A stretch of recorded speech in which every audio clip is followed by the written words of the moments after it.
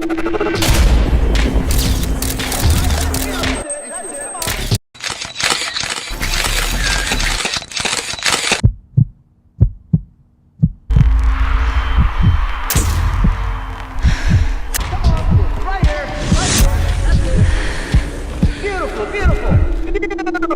paparazzi. Let's talk about it. Baby, paparazzi. Hey, are the rumors true that that Bryce cheated with?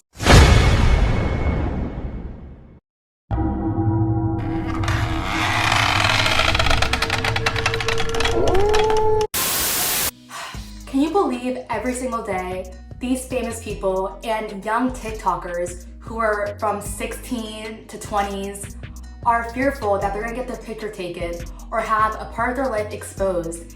And it's just not right. With social media becoming bigger than ever, it's almost impossible for any of these people to have any privacy. And it's not fair. Let's take a look. Hey, are the rumors true that Bryce cheated with some girl, Savianta? I don't think I want to talk about anything to do with What to do with Bryce? yeah, can I please get it? Do you think there's hope for TikTok? Will TikTok ever be the same if there's no Addison? 12 seconds later. Easy.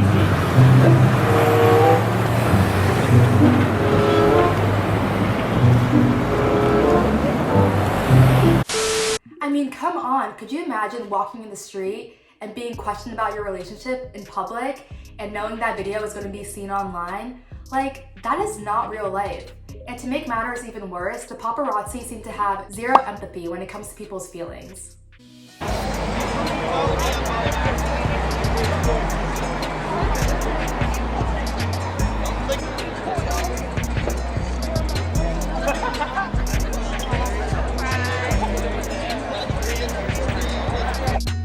TikTokers like Nessa and Addison have grown very popular on the platform. Performing her debut single, Obsessed, once again, here's Addison Rae. I'm obsessed with me as much as you. The song is called La Di Die with help from Jaden and Travis Barker, Nessa Barrett.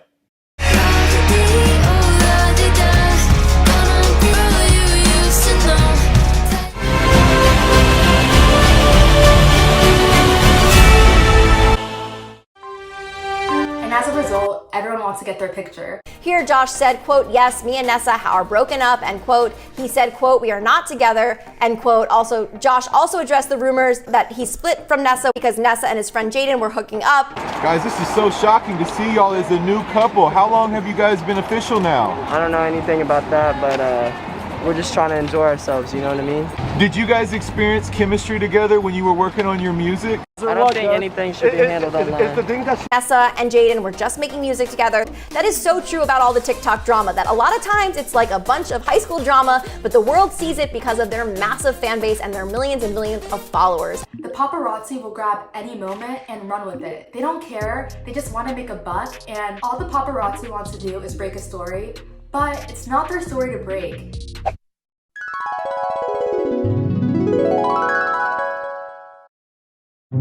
You guys. So Addison Rae was caught hanging out with Jack Harlow at the Triller fight over the weekend. Apparently they were hanging out all weekend. She even followed his best friend on Instagram. Fans noticed that this was Addison's hand in Jack's picture, the nails. But Addison was also hanging out with her ex-boyfriend Bryce Hall all weekend. After the stuff about Jack and Addison came out, Bryce tweeted and he was like, I'm about to explode, man. Then he goes, downgrade. And then, sleeping with me, telling me you love me, then sneaking around with someone else, that hurts. And for real this time, Bryce has unfollowed Addison on Instagram.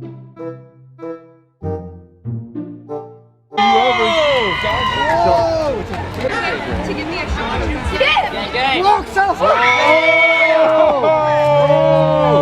Do it again! One more time, one more time, one more time!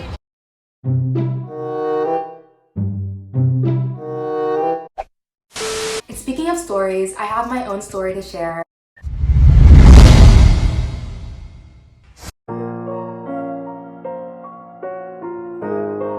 And I personally can relate because in high school, I was driving to my friend's house and then I noticed that I was being followed, and it was my boyfriend at the time, and he got out of the car and the situation escalated a little bit and we ended up going to the hospital.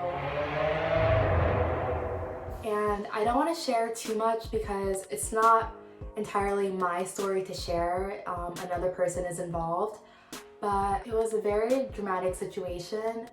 And not only that, but everyone at school knew about it, and I couldn't go to school without someone asking me about the situation and what happened and about that relationship. And it felt like I couldn't escape my relationship issues because everyone had something to say about it and made it their own business when it really wasn't. And it just wasn't fair for me, and it gave me so much anxiety going to school because I just didn't want to talk about it, and it was just terrible having everyone in my face all the time. And I would try to avoid going to the hallways at certain times or being at a certain place during lunch. And I even remember one time this guy went into my ex-boyfriend's locker and opened it, and he took out a picture frame that was customized and had a picture of me and my ex-boyfriend in it, and he just put it out for everyone to see, like on a table in the senior common room. And it was really embarrassing, and I stood there so awkward, like not knowing what to do, and just took it and put it back in his locker because not everyone would lock their lockers because it would have to be with the key, and some people would lose the key so they wouldn't lock the locker. And so that guy was just able to take out his stuff, and I just put it back in the locker and just ran off. I'm pretty sure I started crying. I was so pissed off. And then later that day, my friend showed me a video someone added to their Snapchat story of the picture of me and my ex-boyfriend, and just the whole situation. It was so annoying. I immediately asked them to delete it. I'm not sure if they did, I can't really remember. I kind of blocked that out of my memory. And stuff like that where I don't understand why people find pleasure in other people's pain or drama. It's something that people have just grown to fetishize over. You got a fetish for my love. People love drama. News stories are always dramatic because no one really wants to hear a happy story. And sadly, it's at someone else's expense. So yeah, I had to deal with that my senior year of high school, and that wasn't the only experience. Before that, I was going to a different school my first year of high school. I kind of talked about it in my previous videos, but at that school, I also experienced online hate and bullying.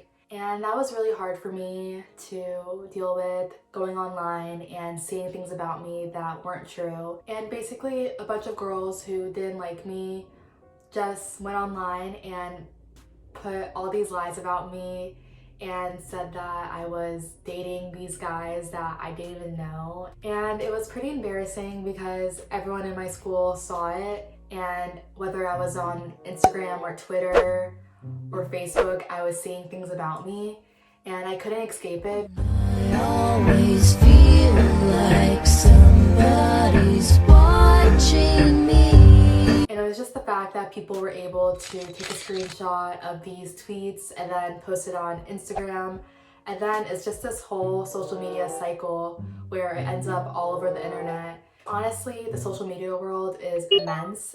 And once something is out there, it can be reposted, and it's just always there. And in a way, American culture is all about drama and seeing people in pain. Oh my god! So there's more drama? Yeah. I found out this morning that Jaden likes Nessa, so... yeah. How often do you see a news story be positive? It's usually something negative, and it's sad that people are always feeding into negativity. Paparazzi businesses like TMZ and the Hollywood Fix do not exist in places like Europe.